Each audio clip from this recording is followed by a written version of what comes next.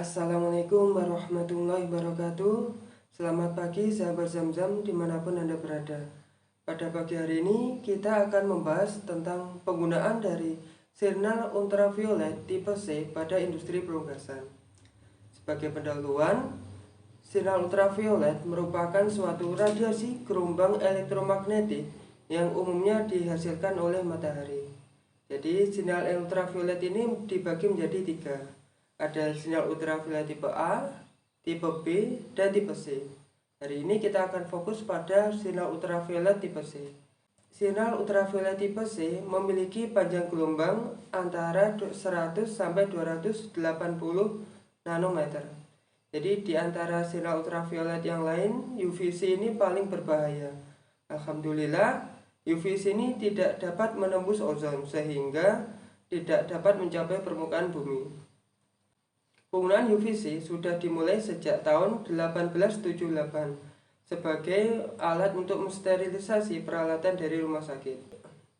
Aplikasi penggunaan UVC pada industri perunggasan: pertama, sebagai desinfektan pada produk daging.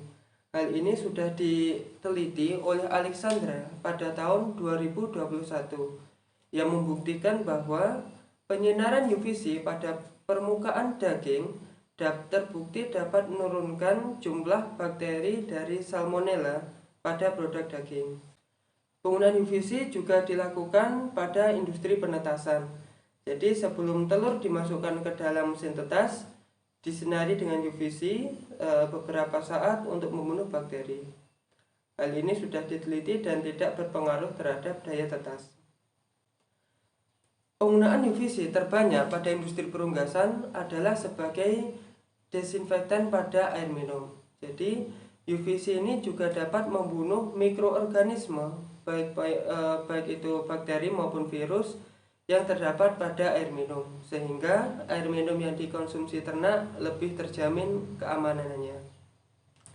Keunggulan dari penggunaan UVC pada perangkat air minum ternak: pertama, dia adalah mudah dan murah untuk diaplikasikan.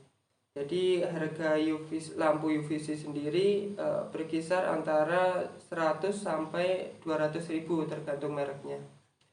Sedangkan pemasangannya nanti cukup mudah, nanti kita jabarkan di bagian akhir. Keunggulan kedua dari UVC ini, dia sangat efektif dan efisien dalam membunuh bakteri dan penyakit.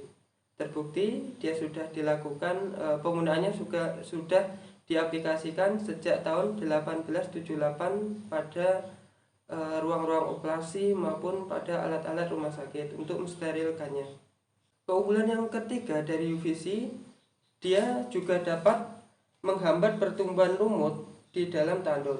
Ini apabila kita mengaplikasikan memasang lampu UVC di dalam tandon, maka pertumbuhan lumut di dalam tandon akan terhambat sehingga dapat mengurangi potensi dari tersumbatnya saluran air minum.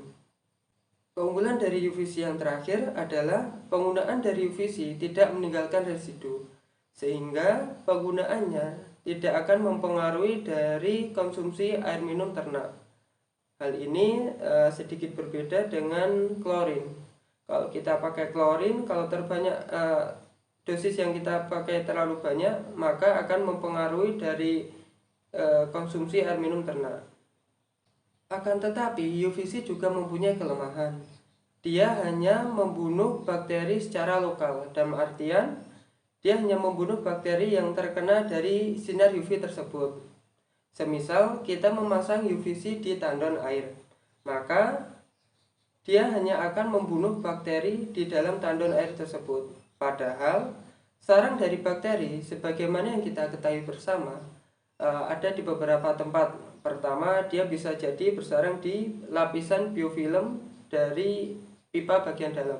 Jadi di dalam pipa biasanya ada lapisan licin, lapisan semacam lumut, lapisan biofilm.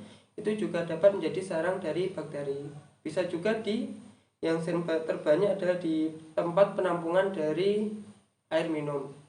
Semisal kita memakai wadah air minum dari nipel. Biasanya di bawah nipel dilengkapi dengan mangkok.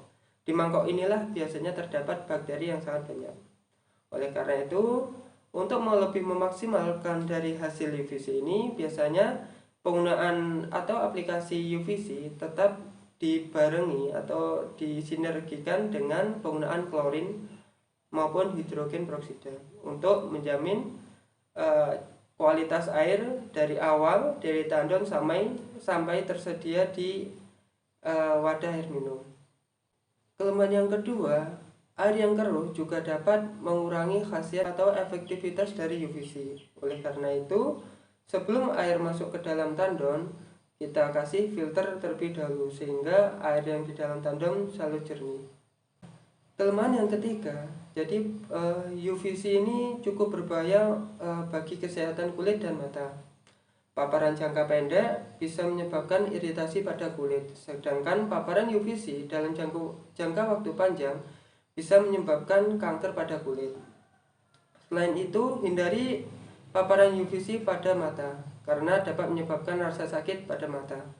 Oleh karena itu, sebaiknya kita cukup bijak dalam meletakkan UVC ini. Berikutnya adalah tentang cara pemasangan dari lampu UVC. Langkah pertamanya adalah penyediaan lampu beserta kap dari lampu tersebut. Jadi untuk lampu UVC yang berdaya 8 watt, ini range harganya berkisar antara 100 sampai 200 ribu, tergantung dari merek lampu yang akan dipakai. Jadi untuk tandon ukuran 1000 liter kita juga sudah cukup untuk memakai lampu yang berdaya 8 watt. Langkah kedua adalah pemasangan dari lampu tersebut. Jadi lampu itu kita letakkan di bagian atas tandon. Kita taruh sedikit di atas tandon sehingga apabila tandon kita penuh tidak sampai menyentuh lampu tersebut. Untuk hal ini berguna untuk menghindari konsleting. Tahap yang ketiga, sediakan tutup pada tandon tersebut. Jadi lampu UVC ini sangat menarik perhatian serangga, terutama pada saat malam hari. Oleh karena itu, apabila tandon kita terbuka, dikhawatirkan banyak serangga yang masuk ke dalam tandon dan jatuh ke dalam air tandon sehingga berpotensi untuk menyumbat air minum. Berikut penampakan tandon yang sudah terpasang lampu UVC. Jadi lampu UVC sangat menarik bagi serangga saat malam hari. Kita pastikan tandon tertutup rapat sehingga air yang di dalam tandon selalu bersih dan terjamin untuk ternak. Sekian pembahasan ringkas tentang penggunaan UVC pada industri perunggasan. Apabila ada diskusi lebih lanjut, bisa disampaikan di kolom komentar. Terima kasih. Assalamualaikum warahmatullahi wabarakatuh.